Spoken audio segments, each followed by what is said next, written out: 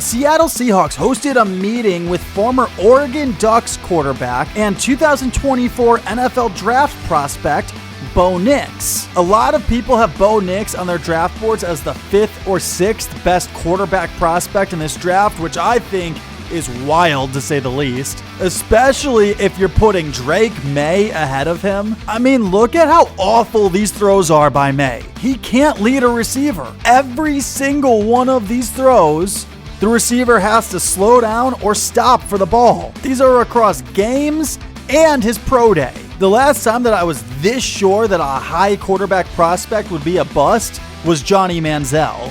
And that one was obvious for different reasons, off the field type of reasons. And don't get me wrong, if people would put Drake May in a better position on their boards, as in move him down, if he was taken in the 2nd round by somebody, stick him behind a veteran quarterback, give him a little bit of time to develop and learn and really work on his craft, don't make him a day one starter, then sure, I don't want to put a ceiling on the kid. There's no reason to believe that he couldn't be successful in the NFL. But if the Washington Commanders take him at number 2 and make him their day one starter, there is no way that he's going to be successful in the NFL. I'm telling you right now. The Patriots should be hoping and praying that the Commanders do that, though, because then that's super easy for the Patriots. You take Jaden Daniels at number 3, boom, you got your franchise quarterback and you're good to go. Plus, if you want to give him a little bit of time to develop behind Jacoby Brissett, all the better. Now, I did do a video breaking down the top 6 quarterback prospects, compared them, gave you my list of the top 6 quarterback prospects in this NFL draft in the correct order. Everyone else is wrong. I'm right, of course. If you want to check that video out, it is available on the YouTube page right now. It'll also be in the related videos tab on this video.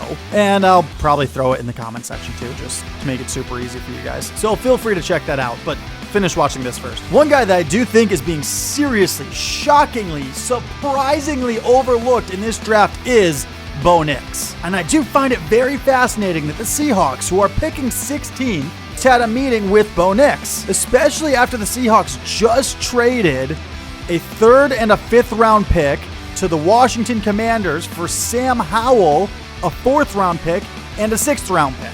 So the Seahawks right now have Geno Smith and Sam Howell under contract through 2025. Now, in 2025, the Seahawks could cut Geno Smith to save $25 million. And the only reason they would do that is if they don't believe that Geno Smith is the long-term answer, but Sam Howell or somebody else is. The only other reason to keep Geno in 2025 would be that you don't think that he's the long-term answer, but he can deliver short-term success. Immediate success. In that case, okay, it does make sense to keep Geno around. If not, then the team will most likely cut him in favor of somebody else. That could mean a 2025 free agent. That could mean a quarterback in the 2025 NFL draft. That could mean a quarterback in this draft, a la Bo Nix, Michael Penix Jr., or someone else. I have no idea. But the decision to go into the 2025 NFL draft does get a little complicated, because it's not like you can hang on to Geno Smith until the draft, see how the draft plays out, and then decide whether you're going to cut Geno or keep Geno.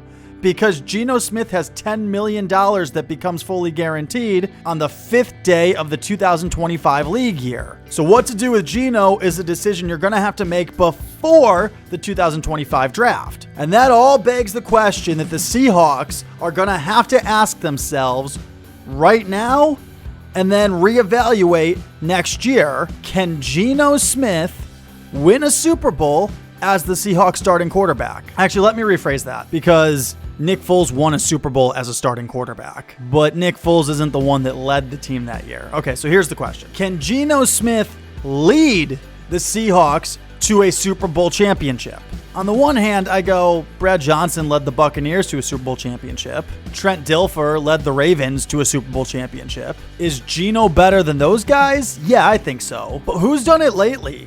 I mean, the league has completely changed. The NFL doesn't really have game managers anymore. The ones that are game managers are backups or bridge quarterbacks. And look, it depends on what your definition of game manager is. By Cam Newton's definition of game manager, Dak Prescott, Brock Purdy, Tua Tagovailoa, or game manager. Okay, I don't know what a game manager is by Cam standards. But does Geno Smith have the tools to lead the Seahawks to a Super Bowl in the modern era? To address this, I decided to look at the last 10 Super Bowl winning quarterbacks, which were Patrick Mahomes, Matthew Stafford, Tom Brady, Patrick Mahomes, Tom Brady, Nick Foles, Tom Brady, Peyton Manning, Tom Brady. A lot of Tom in there. All right, were any of those quarterbacks game managers? Matthew Stafford, I don't think so. It was a super high-powered offense. I don't think I would call Matthew Stafford a game manager. Peyton Manning in his last season, yeah, you'd have to say so for that season. That team's success had a lot to do with the defense, very little to do with Peyton Manning. Is Geno Smith better now than Peyton Manning was that year? Yes, absolutely. I mean, that was a season that Peyton Manning threw 9 touchdowns to 17 interceptions, and that's only in 10 games. That's a lot of interceptions for 10 games. Nick Foles, was he a game manager? Maybe, I don't know. Game managers don't usually catch touchdowns. But also, Nick Foles wasn't the quarterback for that regular season. For 13 games that season, it was Carson Wentz. Wentz wound up throwing 33 touchdowns to 7 interceptions in those 13 games. Geno's best season in 2022, he threw 30 touchdowns to 11 interceptions, but that was across 17 games. Wentz's best year was better than Geno Smith's best year. But Wentz actually got me thinking a little deeper about this Super Bowl conversation, because Wentz was never the same after that season. He never looked like that quarterback again. Could he at some point? Maybe. I don't know. He hasn't looked like 2017 Carson Wentz again. Why? What happened? Well, he lost his offensive coordinator. The offensive coordinator for the Eagles that year was Frank Reich. Reich, after that season was over, went and took the job as the Indianapolis Colts head coach. Geno's best 2 seasons were his last 2 seasons. And in his last 2 seasons, he's had Shane Waldron as his offensive coordinator. Shane Waldron is now the Chicago Bears offensive coordinator. The Seahawks' new offensive coordinator is former Washington Huskies OC Ryan Grub. So can Grub get Geno to produce for the Seahawks the way that he got Michael Penix Jr. to produce for the Washington Huskies last year? Don't know. I mean, it was a year in which the Huskies only lost 1 game, that one game being the national championship game, to the undefeated Michigan Wolverines. And this year, Ryan Grubb has at his disposal DK Metcalf, Tyler Lockett, Jackson Smith, and Jigba as his receivers. A receiving core that I do think is the deepest in the NFL, even if my YouTube subscribers don't think so. But Grubb's offense is also going to include Noah Fant at tight end. That's nothing to scoff at. His offense is also going to include Kenneth Walker III, who's a great running back, Zach Charbonnet, who's a solid running back. So can Geno Smith lead the Seahawks to a Super Bowl? My answer is yes, ... if. And that if has everything to do with if Ryan Grubb's offense translates to the NFL.